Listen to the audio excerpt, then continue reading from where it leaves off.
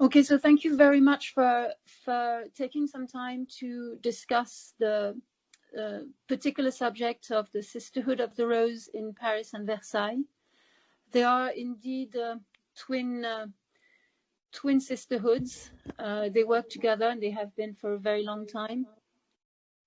So we will start by a history point, some reminders of the history of the sisterhood in the world, if that's okay with you. That's okay, sure. Thank you. So to start with some history, the French Revolution has created a collective trauma that is still present here in France and probably elsewhere. Is there a collective transmutation taking place now? What is happening is that certain energetic conditions are very similar to the energetic conditions that were present in the time of the French Revolution. So it's actually a repeat of the same story. It's an opportunity to go through that story in a better way. Wonderful. And possibly do some healing, I suppose. Yes, definitely healing needs to happen. And this is one of the projects we're doing with Sisterhoods of the Rose in France as well. Thank you. Wonderful. Many awakened people in France are feeling at the moment a resurgent memory of the French Revolution, especially since December 21st, 2001. Does this have a spiritual and energetic explanation? You're saying since December 21st, 2020. 20, I'm sorry, yes, indeed, yeah. Yes, actually, after the Age of Aquarius activation, new energies were beginning to pour into the double Paris Versailles vortex, and those energies are beginning to give us the opportunity to clear all those things that transpired more than 200 years ago.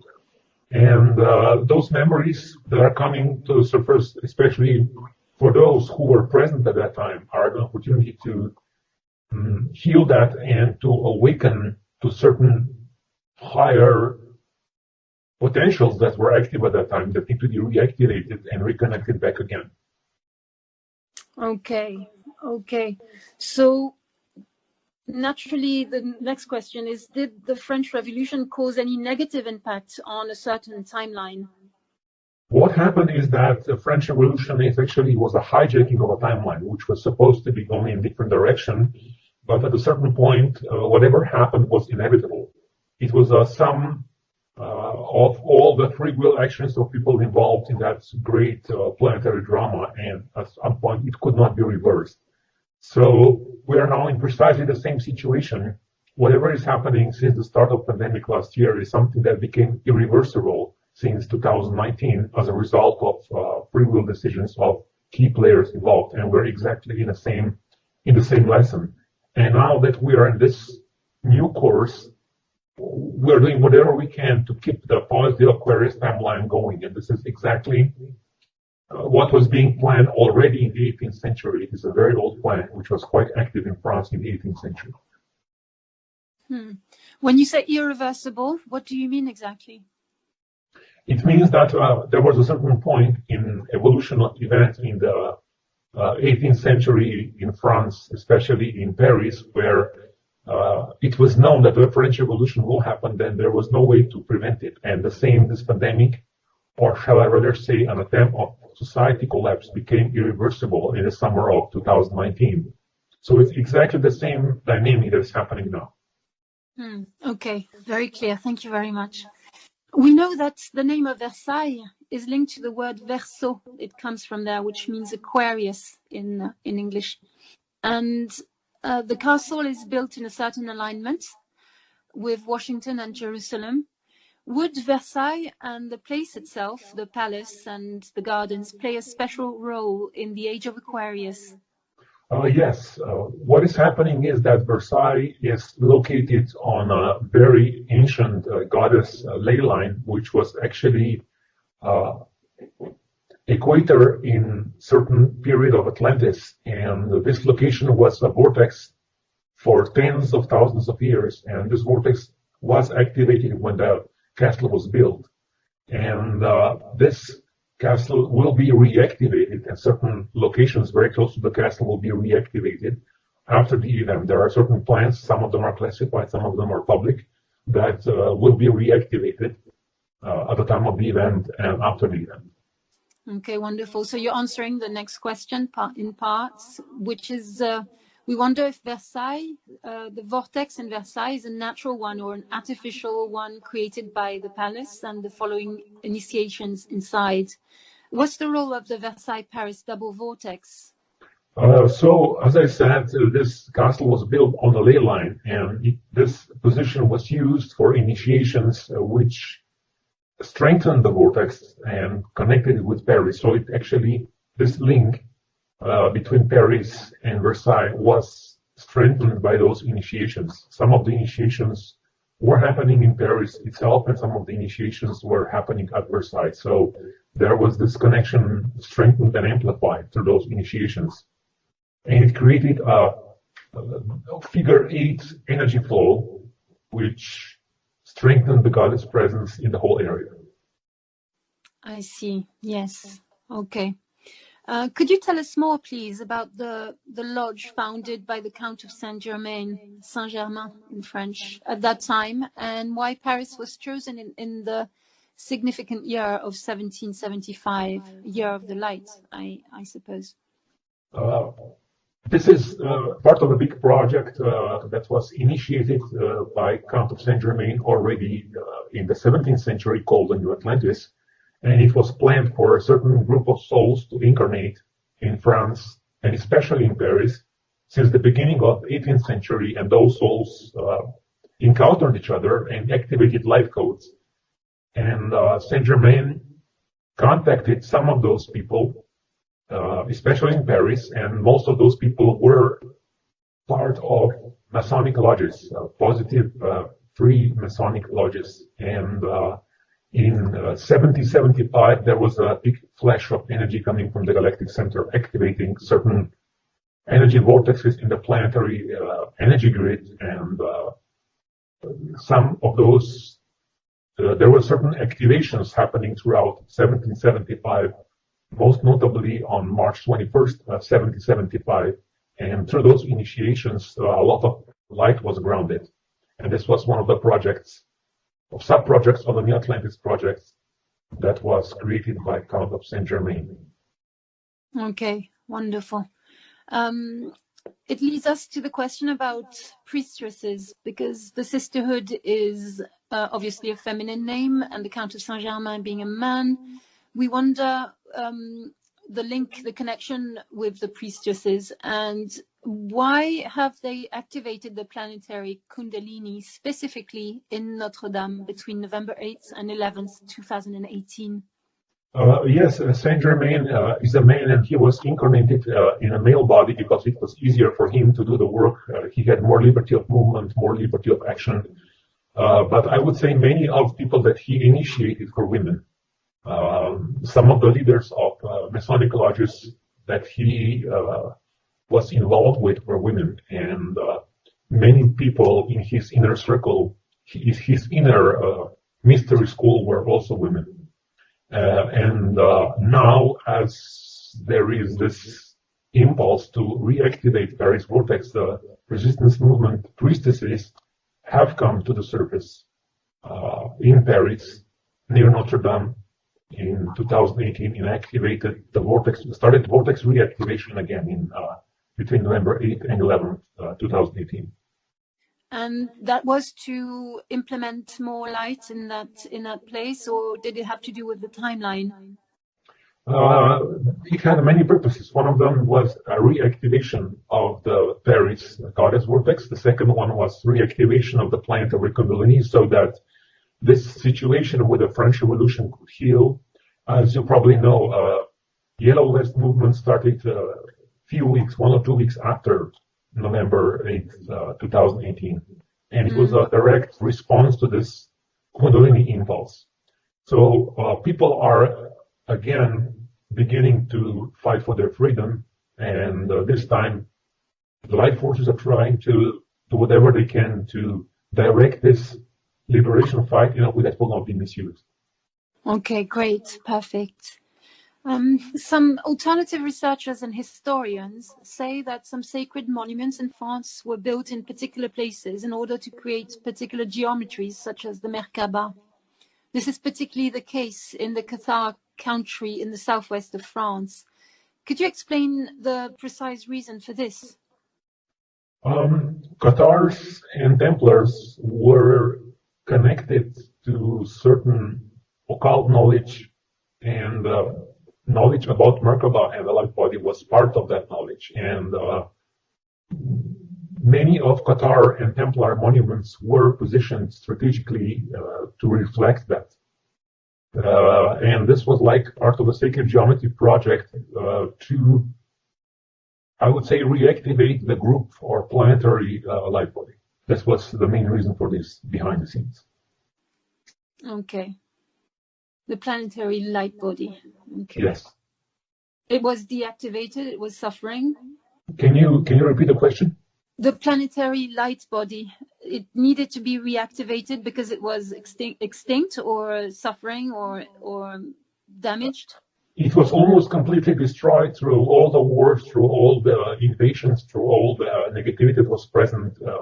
Since the fall of the Roman Empire in the 4th century, there was a lot of destruction in the area, and the ley lines were damaged, and they needed to be reactivated again. And Cathar and Templar projects were partially successful. I would say they were more successful than it was expected.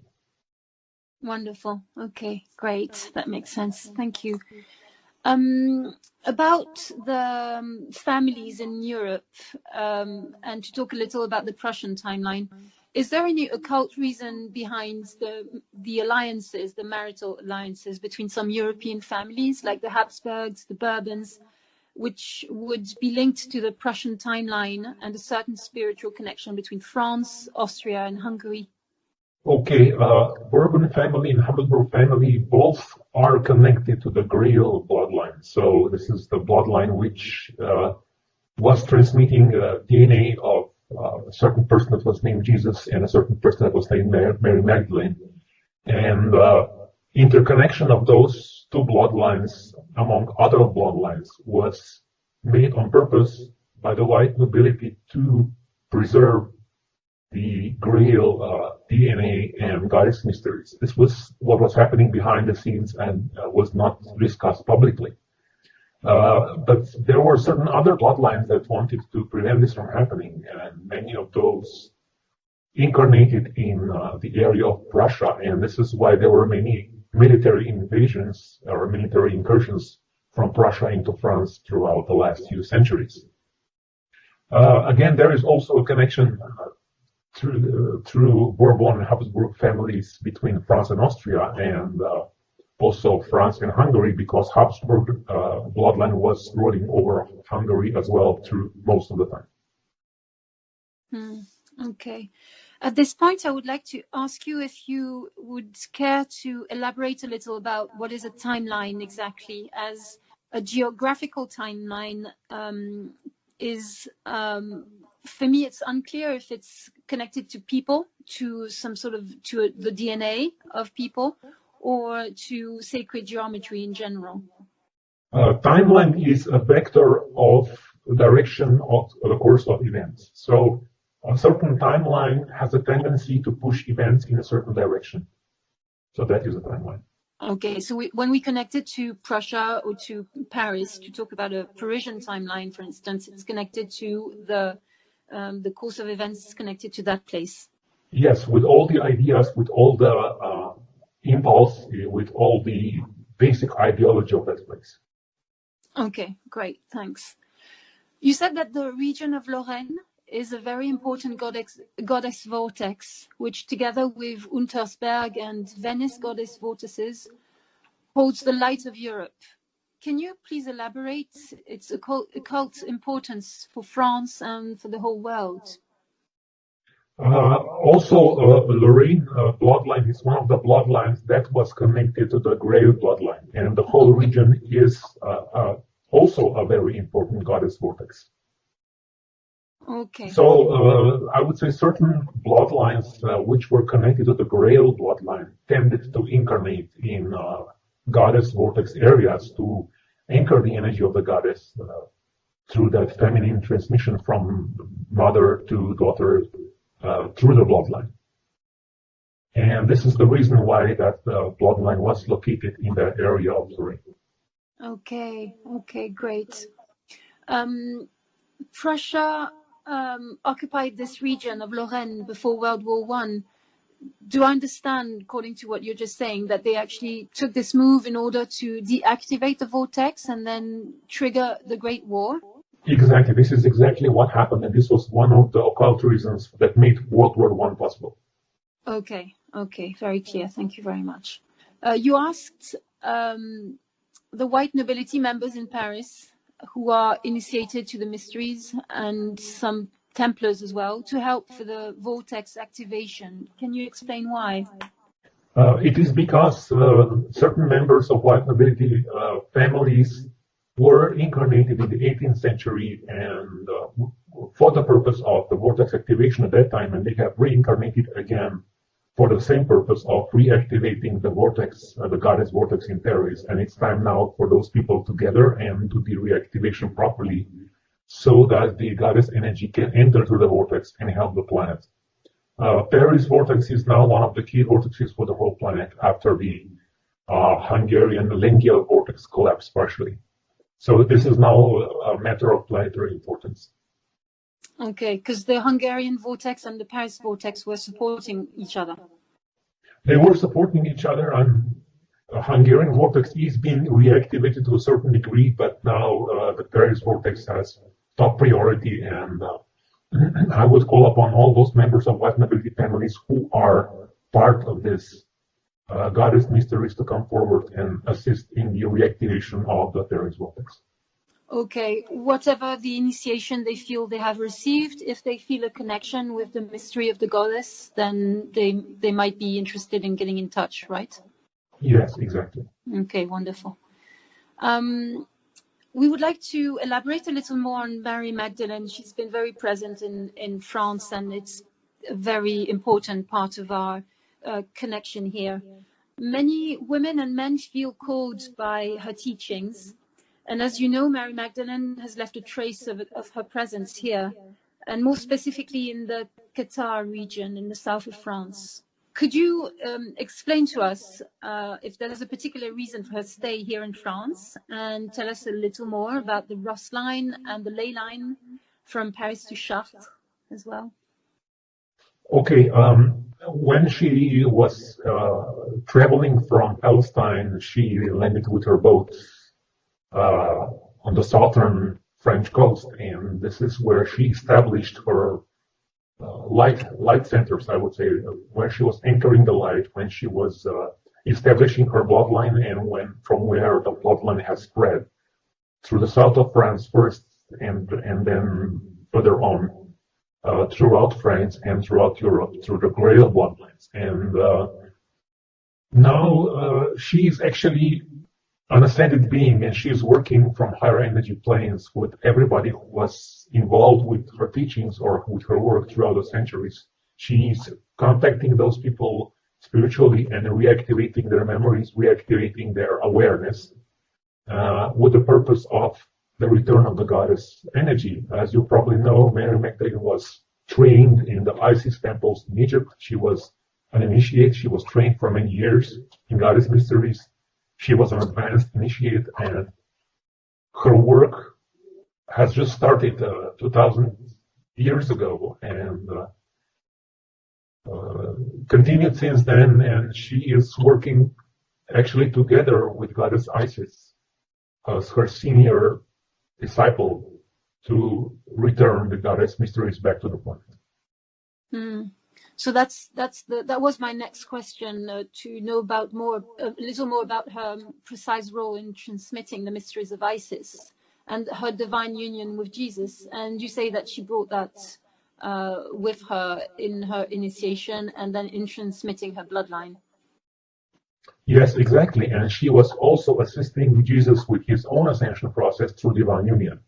This was part of the mysteries, actually assisting somebody to ascend through the sacrament of divine union is actually one of the higher aspects of mysteries of Isis. Right, physically and spiritually. Physically, emotionally, mentally, spiritually, on all levels of creation. Okay, great. Was it on purpose that you didn't talk so much about the Ross line and the ley line from Paris to Chartres? Are they connected? Is there something we need to know about this the Rose line? Yes, actually, those ley lines were activated throughout the centuries by the Cathars, by the Templars, and also by some Masonic lodges that were all connected to the mysteries of Mary Magdalene, and they were part of the greater project to reactivate planetary ley lines. Yes, okay, wonderful, thank you.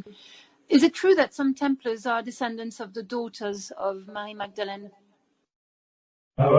Yes, a few of them are. Those who are part of the Grail bloodline, they are. And some members of Grail bloodline are Templars. Some of them are in other history groups. Some of them are in white nobility families, and some of them are basically regular people not being involved in any of this. Wonderful. With completely regular names. With regular names, no involvement in any of the spiritual movements, with no involvement with any of this, but with inner understanding and knowing about this. Right, and they're active also. They have a practice, or the simple fact that they exist is sufficient. Some of them have quite advanced practices. Some of them are in various stages of awakening, but this is all part of the greater undertaking, greater awakening that is happening. Wonderful. How great. About the Templars' heritage, what was their aim in the first place? There are various layers of Templars. There were the public group and there was the secret group. And the secret inner group was connected to the goddess mysteries. And the purpose of that secret group was to preserve the goddess mysteries. While the outer group was more involved with the creation of the new financial system and was actually fighting with with black nobility for the domination of the planet, and they lost. Okay, yeah, okay. Can you talk to us a little more about the Templars and the Sisterhood of the Rose connection? Yes, the inner group of Templars was connected with the Sisterhood of the Rose, and actually, in certain instances, they were one and the same at a certain period of time, because there were secret feminine Templar groups which were not public, which were not known, and were actually part of the Sisterhood of the Rose. Okay. I would love to ask more questions about this, but maybe if we have time at the end. When the Templars died, or when they disappeared, when they were attacked, what happened to their knowledge? Templars had systems of codes and protocols in place, so if any of the Templars was in danger, there was a plan which was triggered to carry the most important documents and most important artifacts to other locations. So there was like a communication tree established, and if anybody was in danger, that was of importance, others took notice and took precautions. So most of the Templar knowledge was preserved, and most of the artifacts were preserved in times of danger. So what happened to those who escaped the execution? Many of them traveled to other countries. Some of them traveled to Scotland. Some of them traveled to Portugal. Some of them traveled even across the ocean to what is now called the United States. They traveled to various locations where they just morphed into some other organizations like the Rosicrucians or Freemasons centuries later. Okay, and so are there people or organizations of Masons or Rosicrucians or other people who currently carry true and pure Templar heritage? There are very few. Most of them were corrupt throughout the centuries and infiltrated, especially by the Jesuits. Since the creation of the Jesuit Society of Jesus in the 17th century, I would say since the 17th century, the Jesuits were very active in infiltrating Rosicrucian groups. And from the 18th century, they are very active in infiltrating the Masonic groups. So they corrupted almost all of those organizations, not all of them. There are certain Templar organizations that have a pure lineage. There are actually some of the Templar organizations that I know that have unbroken succession since Mary Magdalene for more than 2,000 years, but they are not public. They are not advertising themselves as such. I see. So all the places or lodges that were corrupt, then they don't hold any of that heritage, the artifacts or the teachings. They might have artifacts. They might have some of the teachings. They were confiscating books. They were confiscating manuscripts. They were confiscating objects. And a few of the instances where things were simply stolen by those dark lodges, and they are kept in the lodges and are unretrievable. They are just kept under lock and key, and nobody can see them. And they're also doing magical occult rituals with those objects. So unfortunately, this is what the situation is now. I see. Well, it's good to know. It's good to know. Have the positive Templars and Cathars, reincarnations, actually, do they have a specific mission, although they have not all recovered all of their memories? Yes, actually, some of the people who were in Templar lodges and Cathar lodges have reincarnated, in this time especially, as I said before, to reconnect, to reactivate their mission, to bring back the goddess and bring back the mysteries. And they are in various stages of reawakening and recovering of their memories. Unfortunately, most of them have been traumatized quite drastically in the last few centuries and most of them are not in very good shape. Yeah, for sure. Were they able to go beyond the veil after their death, or programming their incarnations like members of Ordo Bucintoro? I would say very few advanced Templars and Cathars which have been trained with very advanced occult training were able to penetrate through the veil, go beyond the Archon guardians to the higher astral plane and the mental plane, where they were able to meet the masters, the ascended beings, and beings of light. But most of them were just lost on the astral plane and then reincarnated again.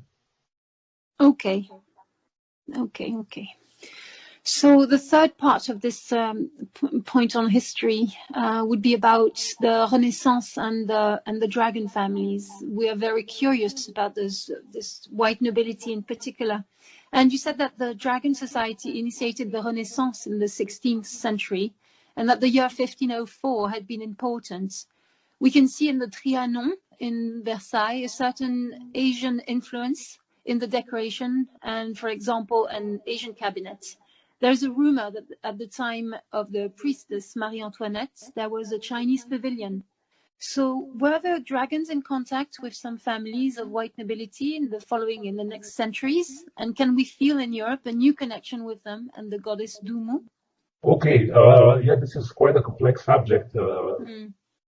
Dragon families initiated Renaissance already in the 15th century. There were some voyages from China with ships. Certain Chinese emissaries came into Florence, especially brought documents, brought knowledge, brought understanding. And this was actually the force behind the impulse of the Renaissance in the 15th and 16th centuries in Italy. And after that, I would say, especially in the 17th and early 18th centuries, the Jesuits traveled to China and exerted a lot of influence on the Chinese court, and also brought many of the ideas from China to Europe. But this has also triggered a positive response, because some of the ideas from China took place and were growing, especially in Paris. In the 18th century, there was a strong movement and strong fascination with the Chinese culture, and Marie Antoinette was very fond of Chinese porcelain, and also before her, Madame de Pompadour was very fond of Chinese porcelain. And there were many Asian cabinets in the courts of Europe in the 18th century, and there were also occult lodges that were connected with dragon families. For example, the Asiatic brothers, which were very active in Germany in the late 18th century. They had some connection with the dragon families. Goddess Dumu was not the main influence at that time in Europe, but there was a lot of influence from the blue dragons especially, and Saint-Germain had a connection with China, a strong connection with China already at that time, and he was well aware of the Taoist teachings and the teachings of the Blue Dragon family. Okay, thank you very much. So the priestesses, they were, just to be clear, they were influenced by the Chinese culture, and they had porcelain, but they also had perhaps some mysteries to exert themselves. There was a limited amount of mysteries present, especially through Saint-Germain. He was talking a bit about this to certain people who were ready for it. And there was, as I said before, a certain lodge called the Asiatic Brothers in Germany that had some contact with the Blue Dragon teachings. So those teachings were present, but were not widely known. They were only very limited circles of highly advanced initiates. Okay, great.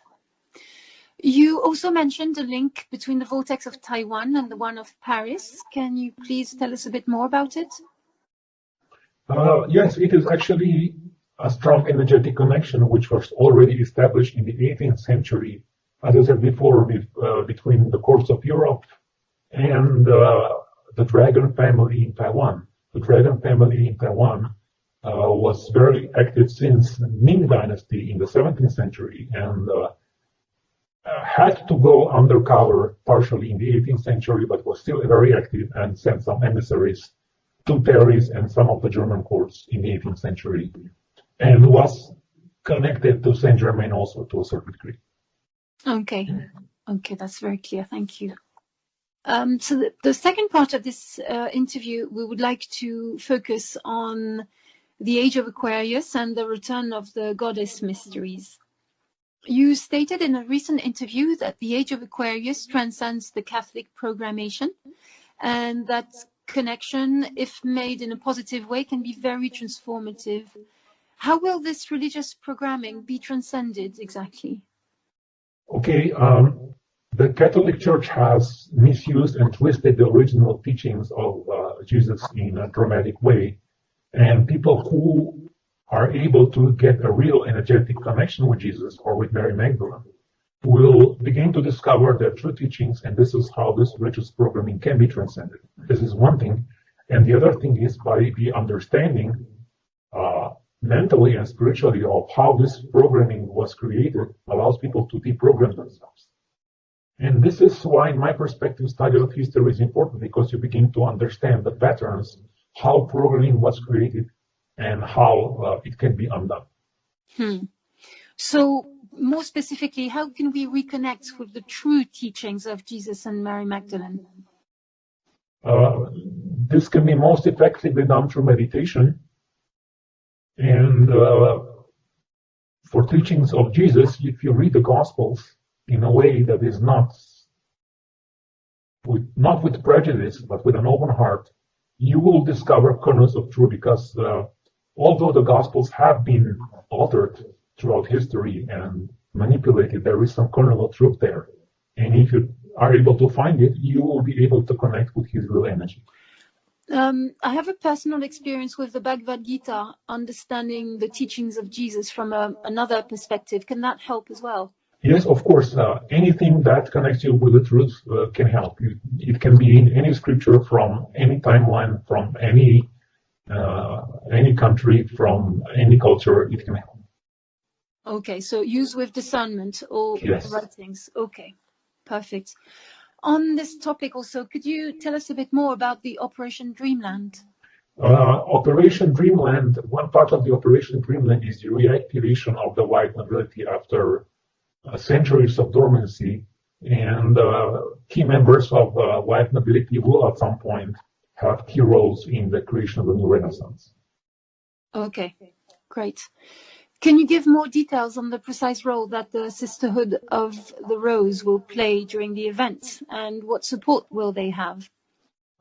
Sisterhood of the Rose will have a very important role of anchoring the energies of the goddess throughout the event, and this will stabilize the planetary situation, which will be, I would say, extremely chaotic at that time. Many people will be in fear, confusion, and they will not know what's going on. Their belief systems will be shattered, and the sisterhood of the rose will anchor soothing and calming energies of the goddess and distribute them to humanity. Certain members will be contacted very shortly after the event by the light forces and given further instructions and given also some healing and support. Okay, thank you. How will the temples and priestesses of the rose be reactivated? Is there a specific plan for this aspect of the new golden age?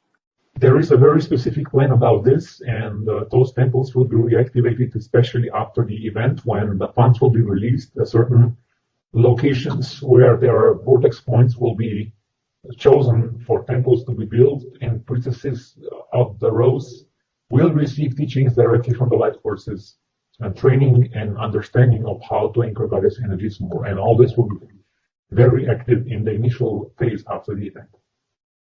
Okay, good. Since the activation by some priestesses in Notre Dame for the return of sexual energy in women, can we see an effect globally? I would say there was an initial impulse which was very strong, and it was felt throughout the later part of 2018 and the first half of 2019, but then the dark forces made a counteroffensive and suppressed the Kundalini very strongly back again, and also all the unresolved issues that women had, which were not processed and healed, took over. So this project was not absolutely successful. Okay, good to know. So now let's talk a little bit about astrology in 2021. This year, since Uranus entered the game with a conjunction which occurred 3 times, first squaring Saturn in Aquarius and then in Taurus, and Uranus was in Taurus. The first was in February on the 17th, and we felt an intense energy at that moment, all sisterhoods. Some astrologers explain that this year is the year of the construction of the new world and the end of the old. Is this conjunction important regarding this statement? Actually, it is not a conjunction, it is a square, which happens 3 times. Saturn squares Aquarius in February, then again in June, and then again towards the end of the year. Yeah. Each of those squares is an opportunity to empower people to resist tyranny and resist oppression. It's an impulse to say your truth, state your truth, set some boundaries, put some boundaries, and there needs to be a collective statement that we have enough, we do not consent to this. It's an act of free will that needs to happen. This energy is quite conflicting and quite challenging, but the outcome can be more freedom if it's done correctly. Okay, we will support this then. Perfect. We felt also a beautiful feminine energy during the last full moon in Virgo. You posted a call to support an initiative to the silver that day, the day of this full moon. Can you give us more information? Is a round 2 for silver trigger operation in progress? As you probably know, silver is the metal of the moon, and it carries the moon energy. And silver is the metal which brings goddess energy. And this is one of the occult reasons why the surface population needs to have as much silver in their hands as possible to bring balance to the financial system. And yes, this is a round 2 for the silver trigger operation. The phase 1 was when I posted it on the blog in 2019, late in the year, and now it's phase 2, which is more mainstream. And it's called Silver Short Squeeze. And this is an ongoing project, and this will expand in the future, hopefully. Yes. In your last article, you drew attention to the removal of implants. Do you see any chance that some people will be able to completely remove them before the event? And if yes, how can they be 100% sure that they succeeded? Removal of implants is not so easy. I mean, it's possible. There might be some rare instances when somebody manages to completely remove the implants before the event. But practically speaking, I would say the complete implant removal will happen at the event and later. And those who will remove the implants 100%, they will know they succeeded because they will have no more negativity inside. They will feel perfectly. So this is actually a state of immortality and ascension, which is quite an advanced state, which does not happen regularly on the planet yet. Okay, so they would surely feel it if that happened. Yes, of course. Okay. So what would be a compelling objective for the event? Okay, can you reformulate this question? Well, exactly. I was wondering about that question too. But our sisters would like to know if there's maybe a unified objective that we could share among us in the sisterhoods, and something that could help us trigger some energies. And how can we make sure that we are doing our best for one unified objective to help gather strength of women in sisterhoods? I would say that compelling objective would be to really manifest sisterhood. Sisterhood means supporting each other, not fighting with each other. Because there is far too much fighting between the light workers and also between the sisters in the sisterhood. I have noticed this a lot. And number one objective would be to create harmony and peace between each other. And this is number one. Okay. Number two would be to anchor as much goddess energy as possible, because the more of goddess energy is anchored on the planet, easier the transition will be for all of us. Okay. Very clear. Is Contact Dish project still an ongoing project? Yes, of course, it is still an ongoing project. There are people who are joining still, and it will be reactivated as soon as it is safe, as soon as the planetary situation is safe enough. The Pleiadians will begin contacting those people who are part of the project. Okay, wonderful.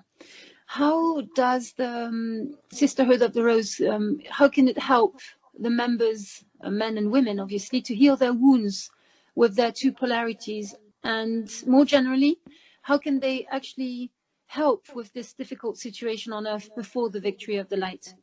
Okay, to heal those two polarities is much more difficult than I ever expected, because people are not willing to face their inner fears and traumas usually. So it is not realistic to expect this to really advance greatly before the event. Maybe in isolated cases, there might be individuals who will be able to do this, but on a massive scale, something like this needs much more support of the energies of the light, much more presence of the light forces, and much better situation to be healed properly. Understanding and guidance about this is present. I have given this through some of the articles and some of the workshops, but people are mostly not ready for this yet. They will be ready at the event, after the event, and the Pleiadians will give a lot of assistance to those who are ready to heal that. Okay. Wonderful. So is it important? Is it primordial for the Sisterhood of the Rose to work on their sexual energy, or do you think it's connected with this the conflicts we see in our groups sometimes? Actually, the problems with sexual energy are one of the main causes of many of the conflicts which are taking place. This is the hidden reason why many of the conflicts are taking place. And to heal those would be very beneficial, to heal those as much as possible, and to work on their sexual energy as much as possible would also be beneficial. Okay. What can men do if they want to anchor goddess energy even more than some average women? The principle is the same. You can anchor goddess energy regardless of if you are in a male or female body. The techniques, the principles, the protocols are the same. Okay, great. As for Hieros Gamos, can it be practiced without physical union or at a distance? It can be practiced because Hieros Gamos involves physical plane, etheric plane, astral plane, mental plane, and you can practice it on a distance without a physical body to a great degree, without a physical union. But the complete Hieros Gamos only happens when there is physical body present. So to a degree, it can be practiced without physical union. Okay. Are there pairs on the surface of this planet at the moment who are able to practice Hieros Gamos in full or perfectly, let's say? There are some couples, not many, but there are couples who are doing this practice in a quite advanced way. What's their effect on the planetary situation? Their Kundalini energy creates a strong inflow of light and actually helps the planetary situation, especially with the planetary energy grid dramatically. Great. How about the members of the resistance? Do they practice Hieros Gamos? Yes, they do. Cool. After the fifth dimension, when we reunite with our twin flame, will the Hieros Gamos have any importance? Hieros Gamos has importance before our ascension. After we meet our twin soul, Hieros Gamos can help both parts of both twin souls accelerate their ascension process, and after they ascend, their Hieros Gamos is not physical anymore. It happens on a very high fifth and sixth, or with the sixth and higher dimensional planes, and it's completely different. Okay, I see. And by the way, is there any polarity after the sixth dimension? Are we still male and female? There is polarity throughout the whole creation, throughout all dimensions, but it manifests in a much more refined and much more spiritual way in 6 dimensions and higher. Okay. In the recent post, you referred to the code name Amitié. Is there anything more you can say about this and goddess devotion? There is nothing I can say about Amitié publicly. It is the surface population is far from being ready for this now, as it was not ready in the 18th century. It is not ready now. Okay. Do we know when it will be ready? People in general who are connected with goddess energy will be ready after the event, after they receive certain instructions from the Pleiadians and other beings of light. Okay, wonderful. How fully is Divine Mother and goddess energy anchored on the planet compared to a few years ago? And how much further is there to go? It is anchored less than it was a few years ago because there was a collapse of part of the goddess grid in the second part of 2019 and throughout 2020. And there is much further to go. We are not very far. There needs to be much, much, much more goddess energy present on the planet. And one of the reasons why everything is so difficult now is there is far too little goddess energy anchored on the physical plane. And it is the purpose of the Sisterhood of the Rose groups throughout the planet and individuals to anchor as much goddess energy as possible in their own way. This is very important. In their own way, so in every way they see fit, through prayer, meditation, exercises, everything they know about. Anything they can do in their own way that would be beneficial. Okay, great. How do we connect to our soul family? You connect to your soul family through meditation, through inner knowing, and you also meet certain people that are familiar to you, but not from this lifetime. You feel that you know them from before. You feel certain alignment, certain harmony with their soul essence, and this is how you can know that they are from your soul family. Okay, great. Thank you very much. And as a final word, could you give us a positive message for the public, please? Yes. We all know how life has been the last year or so for most of us, but we are very close to the breakthrough. By very close, I don't mean today or tomorrow or next week, but from the perspective of all our lifetimes, we are getting close to the finish line. And the reason why things are as they are right now, why there is so much craziness, is because we are so close to the breakthrough, and the dark forces know that we are so close to the breakthrough, and they are freaking out. And they know much more than we do how close we are. They know much more than we do how close they are to losing everything. And this is why they're acting crazy. So if you know that, you can read the signs of the day in a different way, in different light. You can see their desperation, their mistakes. And through that, you can be sure that we are very close, globally speaking. From the perspective of all of our lifetimes, we are very close to the end. And after this is over, we will be glad that we persisted. We will be glad that we fought our last battle. We will be glad that we did what we did with all the meditations, with all the activations, with all the projects. We will be very, very pleased that we have made those choices, that we have been one among the few people who have made that choice. It will be a very, very big inner reward to have that feeling that you are the one who contributed to the final victory. Yes, thank you very much for these encouragements. Thank you so much. Victory of the light.